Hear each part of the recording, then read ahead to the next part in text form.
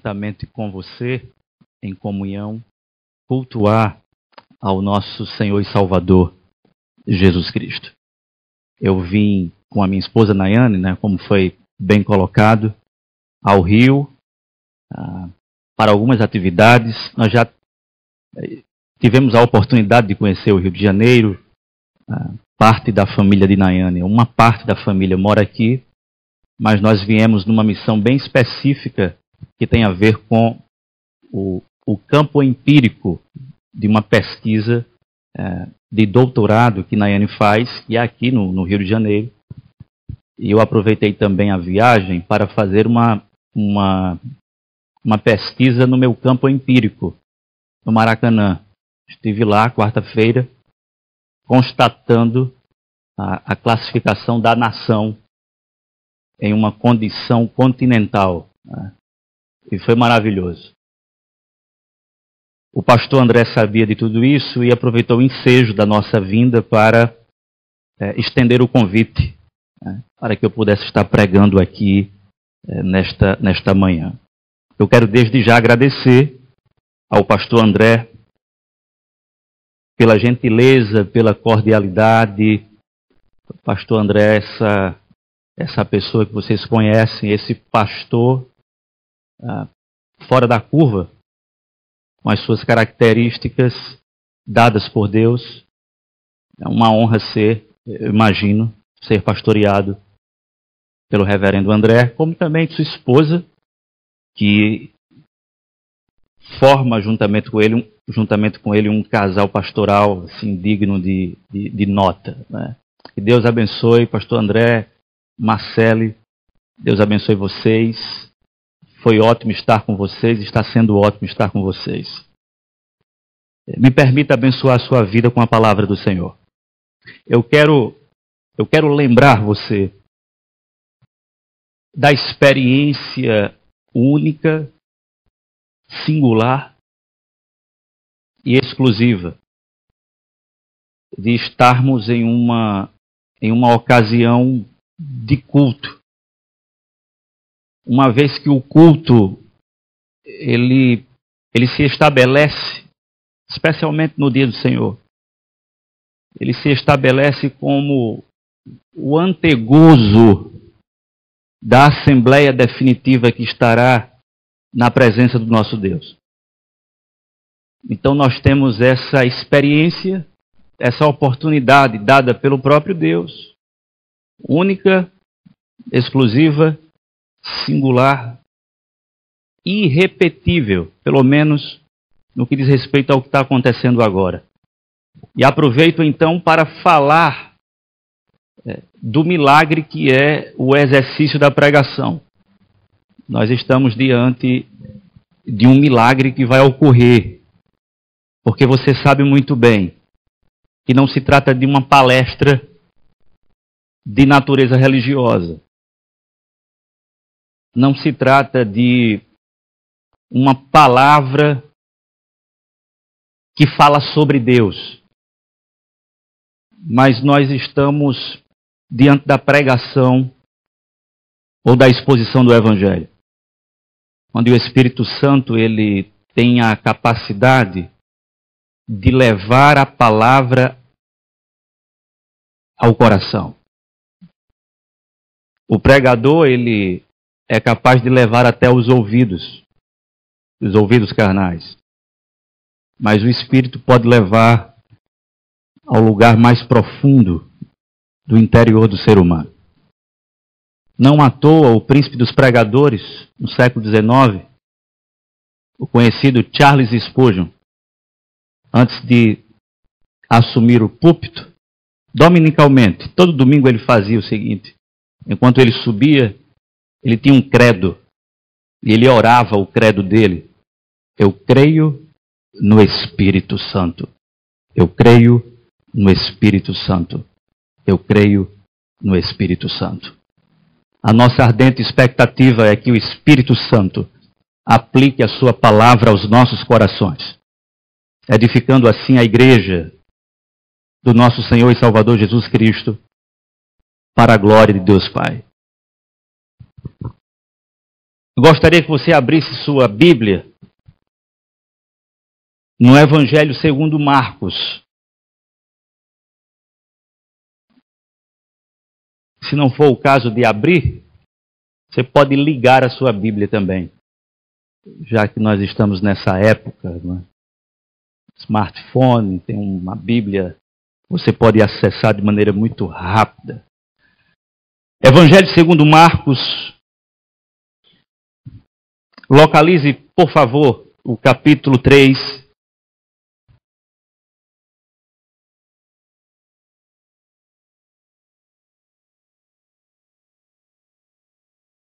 Eu gostaria de ler com você, ou que você me acompanhasse na leitura,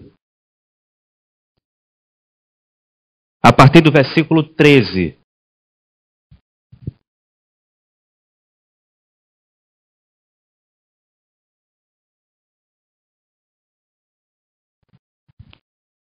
Do 13 ao 19.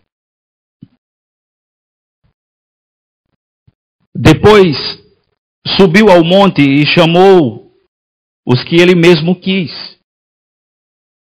E vieram para junto dele. Então designou 12 para estarem com ele e para os enviar a pregar. E a exercer a autoridade de expelir demônios. Eis os 12 que designou: Simão, a quem acrescentou o nome de Pedro, Tiago, filho de Zebedeu, e João, seu irmão, aos quais deu o nome de Boanerges, que quer dizer filhos do trovão, André, Filipe, Bartolomeu, Mateus, Tomé, Tiago, filho de Alfeu, Tadeu, Simão, o Zelote, e Judas Iscariotes, que foi quem o traiu. Senhor, fala conosco. Mais uma vez nós declaramos que a nossa ardente expectativa é que o Teu Espírito ecoe a Tua palavra poderosamente nos nossos corações. Faz isso para a edificação nossa e para a glória do Teu nome. Assim oramos. Amém. Conta-se que quando Jesus foi ressurreto e depois assunto aos céus, chegando ele às regiões ou aos patamares mais altos nas regiões celestes, entrando ele pelos portões da eternidade,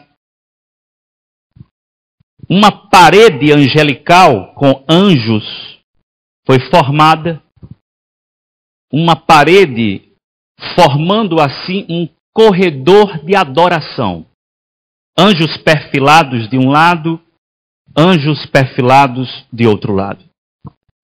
Em meio a esse corredor adorativo, enquanto os anjos cantavam, o Senhor passava ou andava triunfantemente, vitoriosamente. E nós podemos imaginar o canto ou a canção angelical, por exemplo, dos serafins que são destacados em Isaías capítulo 6, quando estes, sem cessar, declaram: Santo, Santo, Santo é o Senhor dos exércitos, e toda a terra está cheia da sua glória. Nós podemos também imaginar uma canção apocalíptica, onde temos anciãos com anjos dizendo: digno é o cordeiro que foi morto, mas que ressuscitou, digno de receber honra, poder, glória, louvor. O Senhor, enquanto passava no corredor de adoração, assumia para si a glória que lhe era devida. De repente, em um intervalo de uma adoração para outra. Um dos anjos quebrou o protocolo de adoração com uma pergunta inusitada. Senhor, uma questão por gentileza. Jesus se volta para esse anjo, lhe concede a palavra. Pois não. Gostaria de saber uma coisa. Fato é que o Senhor venceu. O Senhor é digno de toda honra, glória e louvor. É inconteste o fato de que a tua obra fora realizada com perfeita obediência, com a humilhação que lhe era devida e agora recebendo o louvor que lhe é próprio. Contudo, uma questão. O que será do mundo, da humanidade e de sua história sem a tua presença física? Ao que o Senhor respondeu com uma resposta curta. Eu deixei 12 homens. O anjo, não satisfeito com a resposta ou com a natureza dela. Senhor, eu poderia fazer uma outra pergunta derradeira? Pois não. Mas me diga uma coisa. E se esses homens falharem? Antes de dar a resposta final que Jesus ofereceu ao anjo, abre parênteses. Quando olhamos para essa pergunta, não conseguindo enxergá-la do ponto de vista divino, ela faz todo sentido. Se você pensa na pergunta, o que será da história, da humanidade, sem a tua presença física? E tudo bem, você deixou, ou o Senhor deixou 12 homens, mas e se eles falharem? Do ponto de vista humano, essa é uma pergunta apropriada. Do ponto de vista angélico também.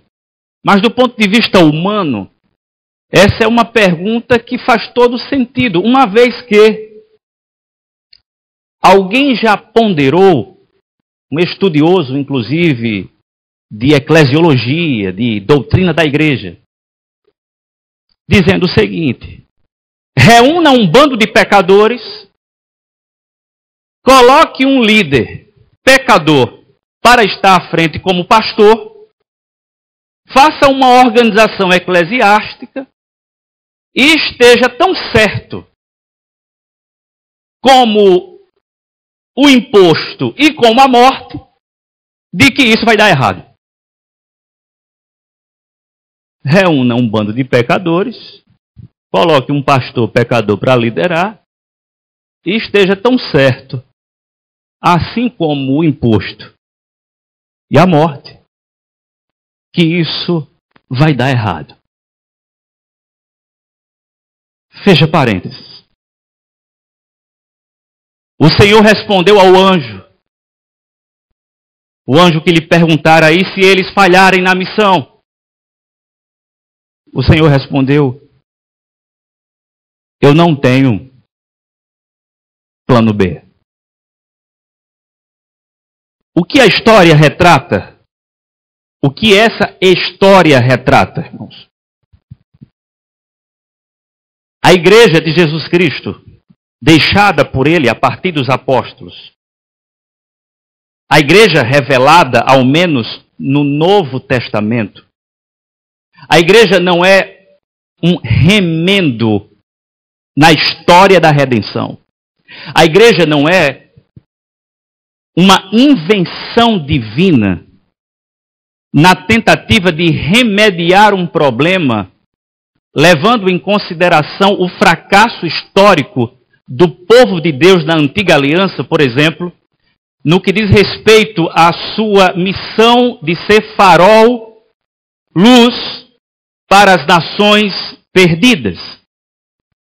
A igreja, ela não surge como uma alternativa substituta ao Israel étnico, que fracassou, que falhou em sua missão de várias maneiras para tornar o Senhor conhecido entre as nações. A igreja não é tampouco um acidente provocado por uma situação imprevista na eternidade, porquanto o Senhor Jesus teria que vir para salvar o mundo. A igreja, ela é o plano A de Deus. Isto é, o único plano dele na história do drama da redenção. A igreja nasce no coração de Deus antes da fundação do mundo. A igreja é protagonista, portanto, no palco da redenção, de um enredo dramático, onde ela é o veículo de salvação que jamais pode falhar na comunicação do evangelho, da boa notícia, transformando assim vidas para o louvor da glória do nosso Deus. Lembre-se da promessa que Jesus Cristo fez face à confissão petrina.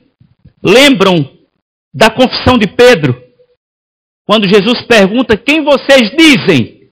Eu quero saber de vocês, o que é que vocês dizem a respeito de mim? E por revelação, Pedro diz: tu és o Cristo, o Filho do Deus vivo.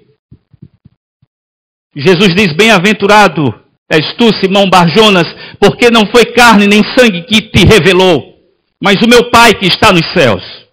Te digo que tu és Pedro, e sobre este fundamento, seja sobre o próprio Pedro como pedra, ou seja, o próprio Cristo como pedra fundamental dessa igreja, sobre este fundamento de Cristo e de Pedro como apóstolo, a igreja será erigida e as portas do inferno não prevalecerão contra a igreja. As portas da sepultura, o túmulo, não resistirá à igreja, que no final da história há de triunfar, há de vencer sobre sua última inimiga, a saber, a morte. A igreja, portanto, não falhou, não falha e não pode falhar. E veja, faz mais de 2000 anos que os crentes estão tentando acabar com a própria igreja e não conseguem. Porque a igreja é de Cristo. A igreja é do cabeça. A igreja é do rei. A igreja é do Criador e Redentor. A igreja é do Deus triuno. A igreja é do nosso supremo pastor. A igreja pertence ao bispo supremo das nossas almas. A igreja pertence ao autor e consumador da nossa fé. A igreja pertence ao Cristo, que é antes de todas as coisas. A igreja pertence a Jesus Cristo, que em seu estado pré-encarnacional já coexistia com o Pai e com o Espírito, sendo assim autoexistente. Poderoso, então, para conduzir o seu povo triunfantemente, de fé em fé e de glória em glória, numa marcha capaz de vencer os poderes das trevas, não por causa da capacidade deste povo, mas por causa do poder que há no Senhor dos Exércitos para colocar debaixo dos nossos pés os inimigos da igreja. Note que a igreja do Senhor Jesus Cristo, espalhada pelos 4 cantos da terra, ela é capaz de resistir e de subsistir às mais terríveis hostilidades. A igreja está crescendo em lugares hostis à sua presença. A igreja, como um organismo vivo, está se desenvolvendo em lugares que são antagônicos ao seu próprio desenvolvimento.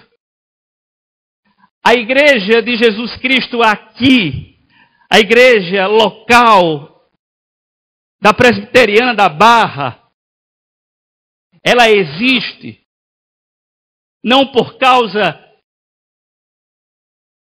da força do seu braço, da sua capacidade teológica, da sua história, da sua tradição, da sua capacidade organizacional. Não. Ela existe e continuará existindo tão somente por causa do Senhor e Salvador dela, a saber, Jesus Cristo, merecedor de honra, glória e louvor pelos séculos dos séculos. Esse texto que nós lemos, ele é um texto-chave, porque ele pode ser considerado, sobre essas coisas que nós acabamos de falar, o nascedouro da igreja dentro do ambiente que nós chamamos de ambiente neotestamentário. Eu sei que a igreja, ela é antes do Novo Testamento. De acordo com a nossa tradição teológica, a igreja ela começa no Éden. O primeiro templo é o jardim. A igreja não tem origem no Novo Testamento. A igreja, do ponto de vista histórico, tem origem no Antigo Testamento. Não obstante, a igreja, com o seu DNA apostólico, numa nova configuração dentro da nova aliança, ela tem precisamente o seu nascimento nesse texto que nós acabamos de ler.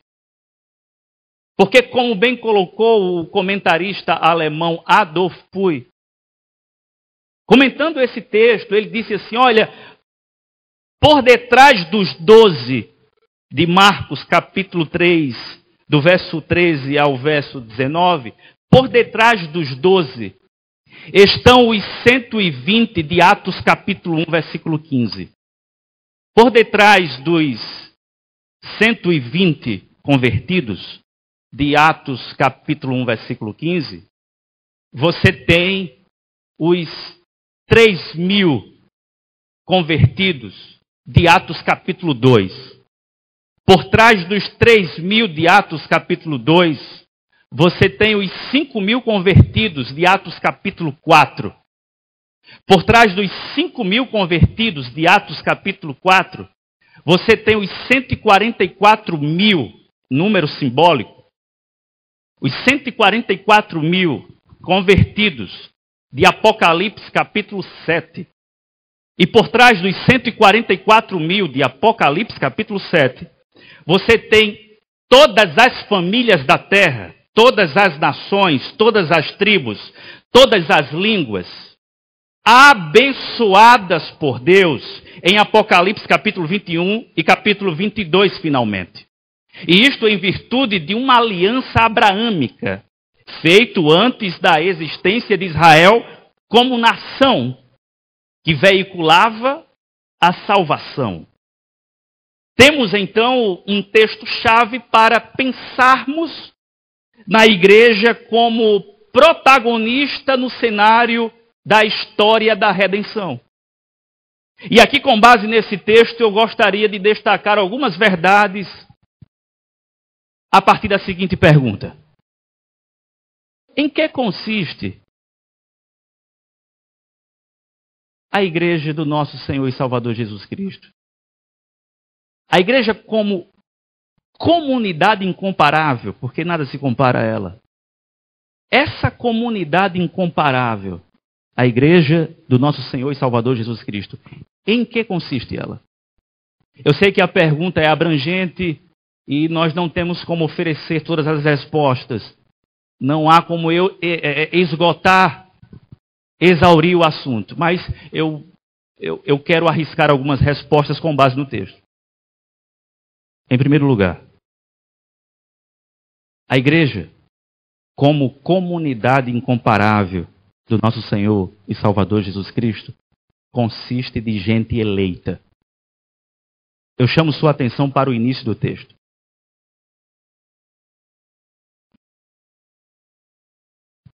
Depois que Jesus sobe ao monte, o narrador sagrado nos informa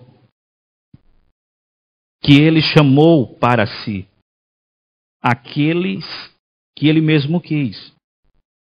E então, no versículo 14, fica claro que ele designou 12 para estarem com ele e para os enviar a pregar. Veja, Jesus escolhe 12. Eu sei que nós estamos diante de uma escolha singular, tendo em vista que trata-se da escolha dos apóstolos com A maiúsculo, e nós não os temos mais. Todavia, considerando que a igreja é erigida sobre o fundamento dos apóstolos, por inferência, eu posso enxergar todos os membros da igreja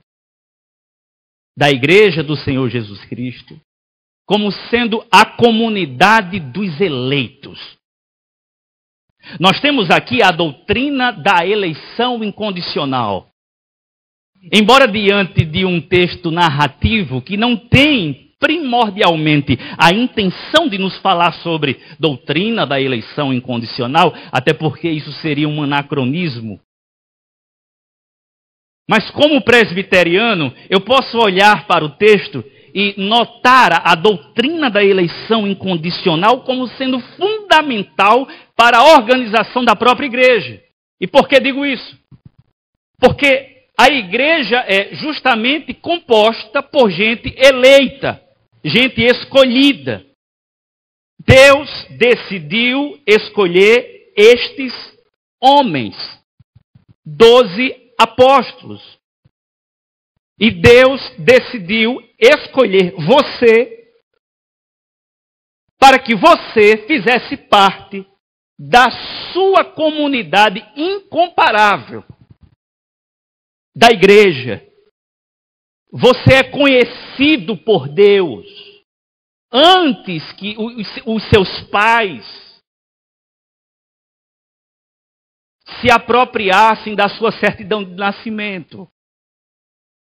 Você já estava no coração de Deus, ou no interior gestacional desse Deus triuno que lhe amava. Você foi escolhido na eternidade. E essa graça, que nós podemos chamar de graça primitiva, porque a eleição incondicional é a graça primitiva de Deus, antes de qualquer coisa, essa graça primitiva, essa eleição, ela se historifica, alcançando aqueles que estavam perdidos na história, mas que já eram escolhidos na eternidade e que experimentaram, pelo chamado eficaz, a transformação do coração.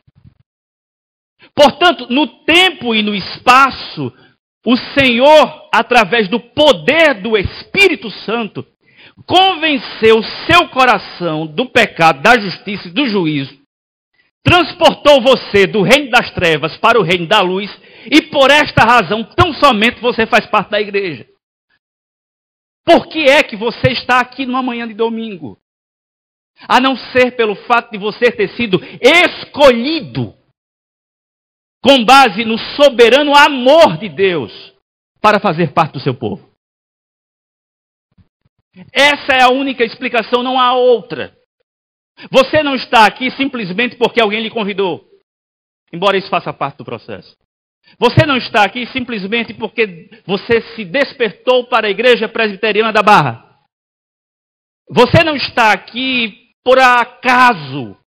Você está aqui porque o Senhor escolheu você e resolveu operar no seu coração de forma tal, e não menos importante, direcionar você para uma congregação local. É onde você está. Diante disso, irmãos, diante disso, olha, eu não sei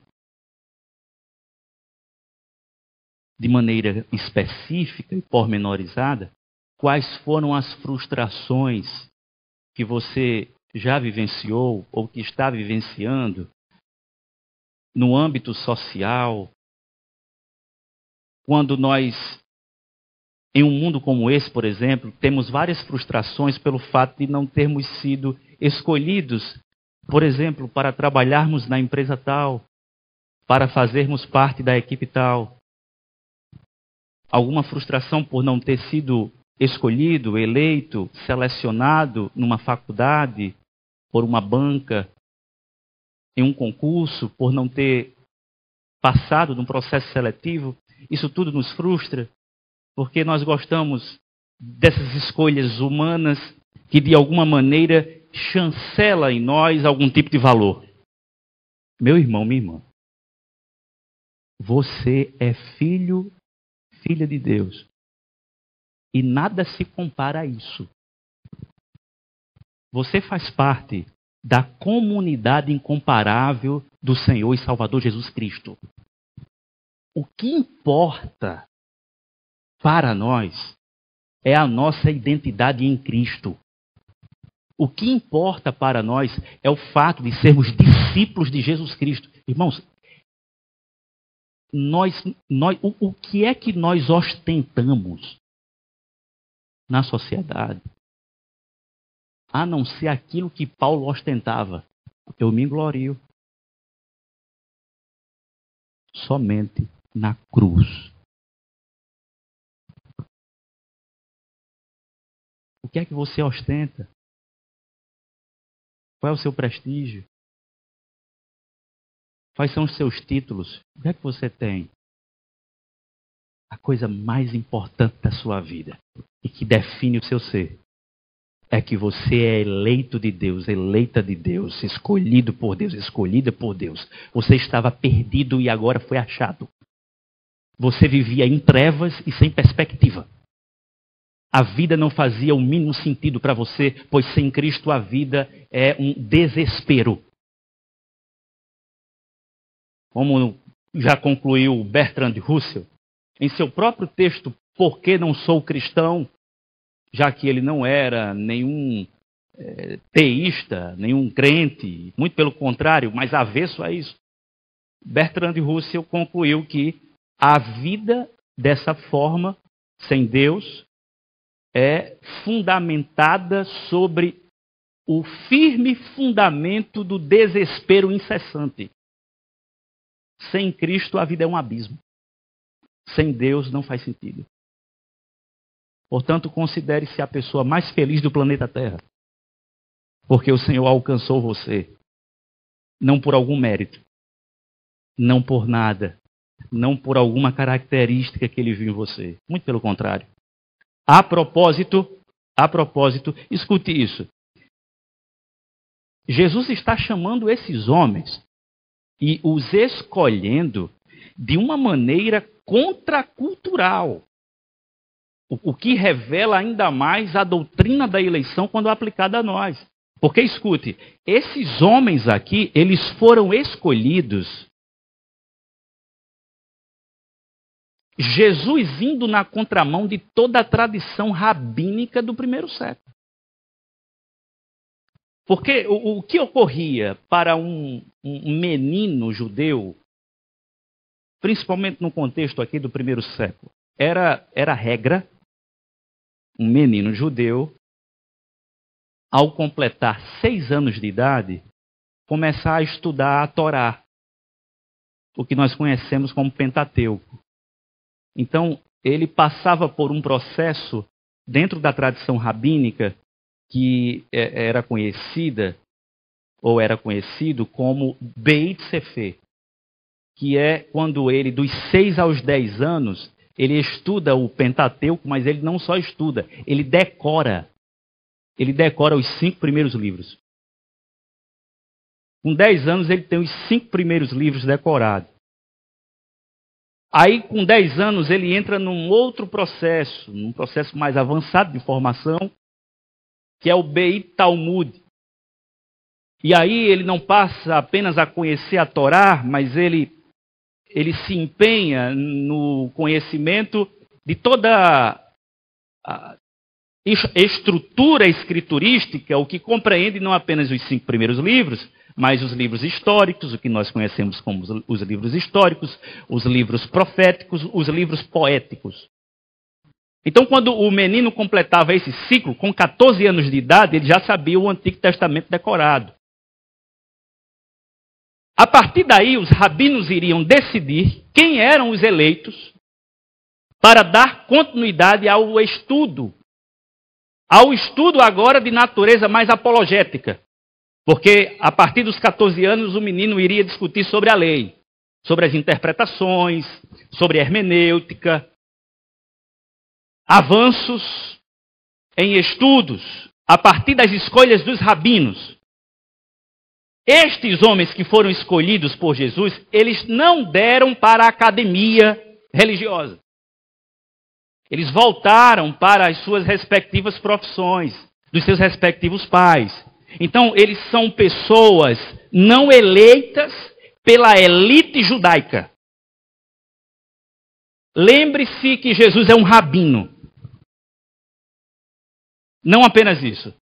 Esse rabino chamado Jesus de Nazaré é o próprio Deus encarnado, operando milagres, fazendo sinais na frente de todos. E este rabino, com toda a autoridade, e que com 12 anos de idade já discutia com os rabinos, o que não era nenhuma coisa fora do comum, porque com 12 anos um menino judeu já podia de alguma maneira discutir textos. O que é fora do comum é um menino de 12 anos fazendo perguntas que os religiosos não têm respostas.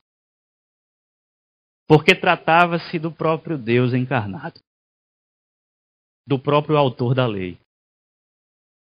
Esse Jesus, ele olha para um Pedro que não deu certo e diz assim: vem cá você. Mateus, cá. João, cá. Você não deu certo, não. Vem para cá. Eu quero você. Eu escolhi você. Vem você para cá. Você também. E trata-se, irmãos, de um chamado eficaz. E irresistivelmente eles vêm. Eles foram chamados por Cristo. Não havia nada neles que despertasse o interesse de Jesus Cristo. Eles são escolhidos simplesmente porque Deus decidiu salvá-los com o seu grande amor. E foi isso que aconteceu na minha e na sua vida. Nós não nos vangloriamos em absolutamente nada.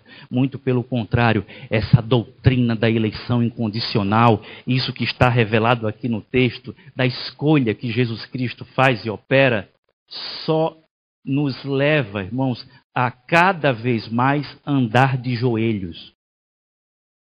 Em resposta a isso, só me cabe uma vida mais humilde, mais simples, mais abnegada, mais desapegada e mais respeitosa para com os meus irmãos, que também valem o mesmo preço, o preço de sangue. Eu olho então para essa comunidade e eu trato os meus irmãos com a devida reverência. Porque você, pecador como eu, foi comprado por preço de sangue e foi escolhido por Deus. Eu olho para você e vejo a beleza do Evangelho na sua vida. Eu olho para a sua história e digo, Deus me amou e amou o meu irmão. Escolheu ele. Ele é especial. Isso, portanto, nos leva a olhar a igreja nessa perspectiva onde os meus irmãos são as pessoas mais valiosas do mundo. Pense nisso. Na igreja como sendo a família da fé, não de sangue, mas do sangue do Cordeiro. Em segundo lugar, irmãos, uma segunda resposta, em que consiste essa comunidade incomparável? Em que consiste a igreja de Cristo? Em segundo lugar, a igreja como comunidade incomparável consiste de gente, primeiro, eleita e segundo, de gente diversa. Nós temos aqui um relato, onde nesse relato narrativo temos alguns nomes.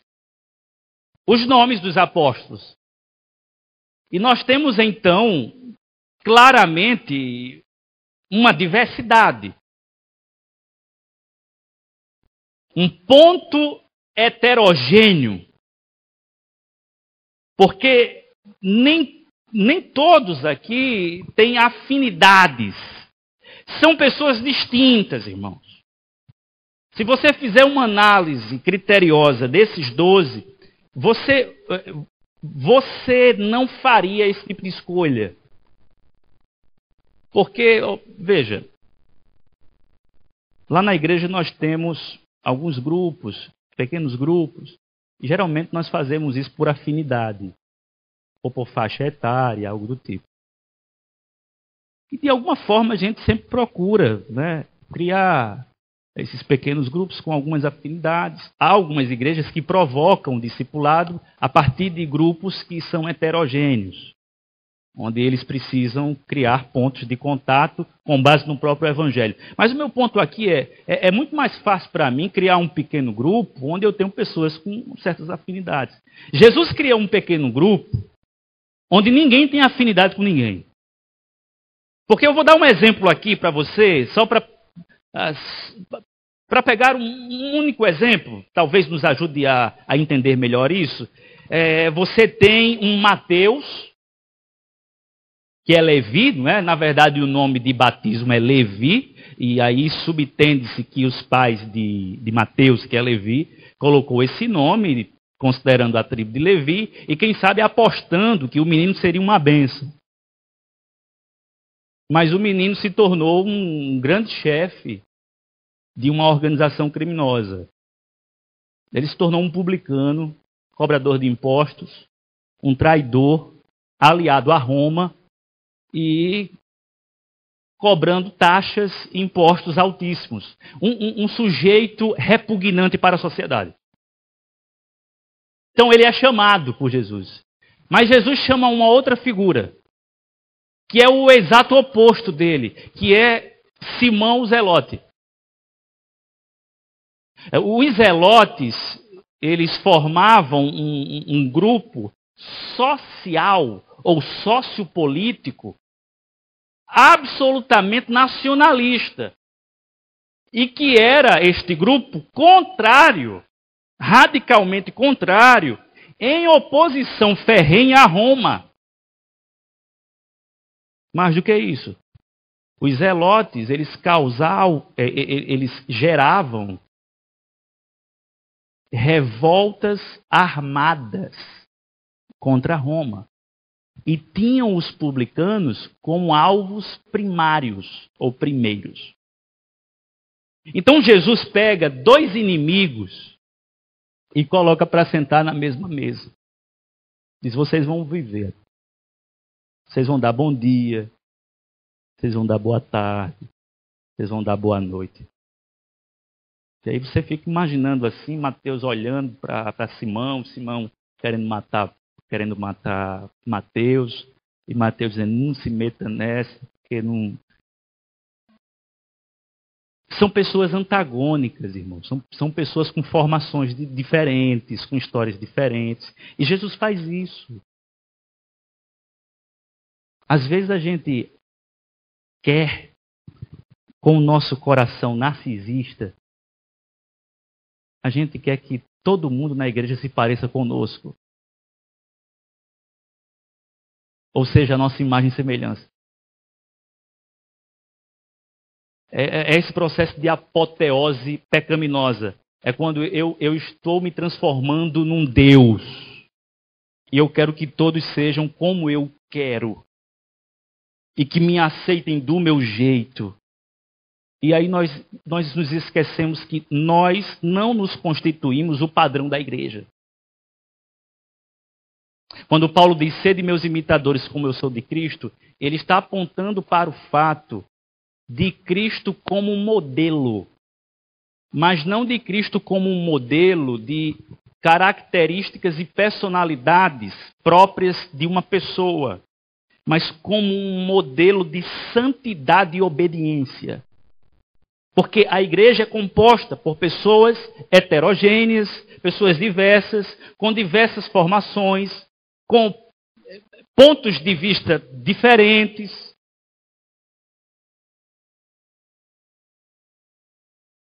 Outras tribos, outras línguas. Tem torcedor do Flamengo, tem torcedor do Vasco. Tá? Lá em Campina Grande tem do 13, tem do Campinense. E eles têm que conviver na paz do Senhor Jesus. A igreja de Cristo ela é composta por gente heterogênea. Tanto no quesito histórico anterior, com relação à formação, cada um aqui tem uma história, cada um aqui tem uma formação, cada um aqui tem um testemunho, tem uma experiência. Como também do ponto de vista do caminho que cada um vai trilhar, vai seguir. Porque nós estamos no mesmo caminho que é Jesus Cristo, ou caminho, mas nós temos os nossos caminhos particulares, as nossas missões, que foram outorgadas pelo próprio Deus. O que eu vou fazer, qual será o meu empenho, qual será a minha missão particular. E às vezes nós queremos que o outro seja também como nós somos na missão e no prognóstico com relação ao futuro. E não é assim, irmãos. Peguemos mais duas figuras aqui. Pedro e João. Vocês lembram do Evangelho segundo João, capítulo 21, onde Jesus ressuscita e vai ao encontro de Pedro, depois de Pedro ter negado? E ali à beira-mar, tem aquele encontro dramático, emocionante, e você lembra disso quando Jesus diz assim, Pedro, tu me amas? Sim, Senhor, tu sabes que eu te amo. Então apacenta os meus cordeiros. E aí por 3 vezes Jesus pergunta, Pedro, tu me amas? Pedro, tu me amas? Pedro, tu me amas? Depois que Pedro responde pela 3ª vez, aí o evangelista, o narrador, João, diz assim, olha, quando tu eras moço, falando o que Jesus falou para Pedro, quando tu eras moço, te cingias a ti mesmo e fazia o que tu queria. Agora, quando fores velho, isso é Jesus dando uma profecia para Pedro. Quando fores velho, outro te cingirá o lombo e te levará para onde tu não queres. Aí vem João e diz, olha, dizia isso Jesus, o narrador João, e dizia isto Jesus dando o significado de morte com o qual Pedro haveria de glorificar a Deus. Em outras palavras, quando você estiver mais velho, você vai morrer de uma maneira que vai glorificar o meu nome. E segundo a tradição, nós entendemos que Pedro morreu crucificado de cabeça para baixo. Pedro sentiu o drama dessa história, que não estava nos seus planos, E quando você acompanha João capítulo 21, é muito interessante isso, porque você tem os discípulos reunidos, enquanto Jesus está se dirigindo para Pedro, e ali, no meio daquilo tudo, Pedro fica espantado. Que história é essa de morte? Eu vou morrer assim? E Pedro, então, pergunta assim, e quanto a este? E quanto a este? Pedro se referia, diz o texto, ao discípulo que Jesus amava. Tá, eu vou morrer, tá? E ele? E Jesus responde, Pedro, que te importas? Se eu quero que ele viva até que eu volte, que te interessa? Quanto a tu, segue-me. Nós temos histórias diferentes, irmãos. Às vezes nós ficamos muito ocupados ou preocupados pensando no destino do outro. Porque não nos contentamos, às vezes, com a desgraça proveniente de uma profecia do próprio Deus para nós, uma vez que vamos sofrer inevitavelmente por causa da missão. E nós queremos saber, para aliviar talvez a nossa dor, o que será do outro. O que será da vida do outro? Porque a nossa história carrega um drama, a nossa história carrega um sofrimento, e às vezes a gente quer aliviar o nosso drama, o nosso sofrimento, sabendo de outro que é mais dramático, ou que está num drama maior. E quanto a este, Jesus diz, o que te importa? Siga-me. Amigo, o Senhor tem uma missão específica para a sua vida. O Senhor tem outra missão específica para a sua vida. O Senhor tem outra missão específica para a sua vida. Dentro de uma mesma comunidade, o Senhor tem caminhos distintos. O Senhor tem um caminho distinto para você. O Senhor tem um caminho distinto para você. O Senhor pode te enviar para um lugar que você sequer imaginou. O Senhor pode fazer você viver muito tempo. O Senhor pode não fazer você viver muito tempo. Sua vida está nas mãos dele. A igreja é composta por gente heterogênea. E finalmente, eu sei que eu já extrapolei o tempo. Finalmente. A igreja, como comunidade incomparável, é composta por gente pecadora, perdoada. Não é à toa, não é sem razão. É proposital e é intencional. Quando Jesus convoca ou chama para si, ou escolhe para si 12. O número 12, ele é extremamente significativo. Nós até estávamos hoje na escola bíblica dominical vendo ali as tribos, tirando algumas lições da história do povo de Deus no Antigo Testamento. E havia uma grande expectativa escatológica no Antigo Testamento, que era justamente uma expectativa que repousava no perdão de Deus oriundo da restauração das 12 tribos. O povo de Israel esperava uma restauração de ordem sociopolítica, onde o Senhor iria destronar os reinos perversos. De fato, de um ponto de vista escatológico, pensando na vinda da Nova Jerusalém, da transformação do cosmos, nós temos uma restauração em definitivo, em todas as áreas. Mas o povo estava pensando numa restauração das 12 tribos como um sinal do perdão de Deus sobre ele. O povo precisa de perdão, e a prova do perdão é a restauração das 12 tribos. Isso não acontece porque 10 das 12 são tripudiadas e evaporadas da história. Nós temos apenas 2 tribos, ou até uma mesmo. Seguindo a linhagem aqui até no Novo Testamento, quando Jesus, que é esse homem que nutre alguma expectativa de esperança no povo, de reorganizar as 12 tribos, quando ele junta 12 homens, num novo modelo, uma nova aliança. Ele está comunicando uma poderosa mensagem. Eu vim para perdoar o meu povo. Ele traz perdão. E ele vem como esse rei, servo, que tem autoridade para perdoar pecados.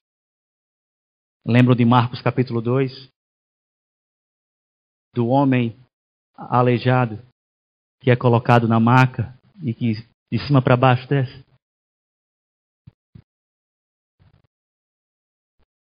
Jesus não cura de imediato. Jesus diz: filho, os teus pecados estão perdoados. Os fariseus começam a murmurar. Quem é ele para dizer: seus pecados estão perdoados? Ele é Deus, porventura? E Jesus diz: para que vocês saibam que o Filho do Homem tem poder para perdoar pecados, levanta e anda. O milagre ratifica a autoridade de Jesus Cristo para perdoar pecados. E quando você volta para o texto que nós lemos, é dado aos apóstolos autoridade para expelir demônios, autoridade para a proclamação do Evangelho, e essa autoridade da proclamação do Evangelho promovendo perdão de pecados em um povo desesperado por perdão.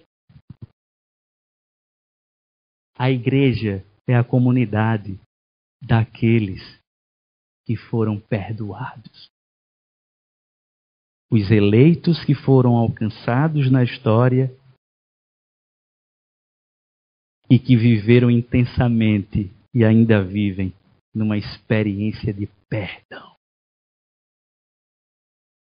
Por isso, e aqui eu caminho para encerrar, é que a nossa missão como igreja não é outra, senão a não ser tornar Cristo conhecido entre as nações.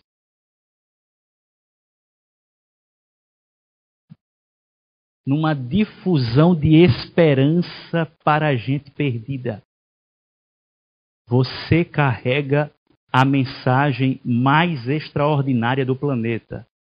A mensagem mais poderosa. A única capaz de dar esperança. Que é a mensagem do Evangelho. Pregue o Evangelho. A Igreja de Cristo existe para a proclamação do Evangelho. Vamos fincar a bandeira e fazê-la tremular, a bandeira do Evangelho, a bandeira da esperança, da cruz que perdoa pecadores, da cruz que resgata pecadores, da cruz que dá esperança a pecadores. Você ainda é um pecador, eu sei disso. Você ainda é um pecador, mas é perdoado. Você está debaixo do perdão de Deus. Não há nada melhor do que viver escutando a música que diz assim: filho, os teus pecados estão perdoados. Eu quero orar com você.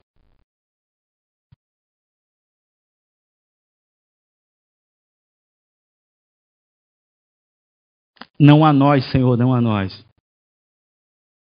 mas ao teu nome, glória, honra e louvor. Nós te agradecemos pela tua graça. Pela tua graça manifesta em nossos corações. Pelo teu perdão que se renova, pois as tuas misericórdias se renovam a cada manhã. Obrigado pelo teu povo espalhado por toda a terra. Nós te agradecemos pela comunhão dos santos. Pela comunhão dos santos pecadores. Te rendemos graças.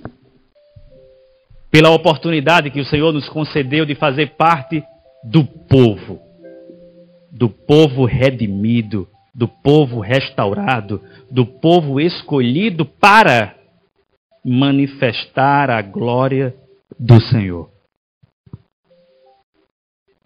Nos torne cada vez mais santos, mais fiéis e mais dedicados à proclamação do Evangelho. Faz isso, Senhor, em nós. e ficaremos ainda mais felizes no Senhor. É assim que oramos. Amém.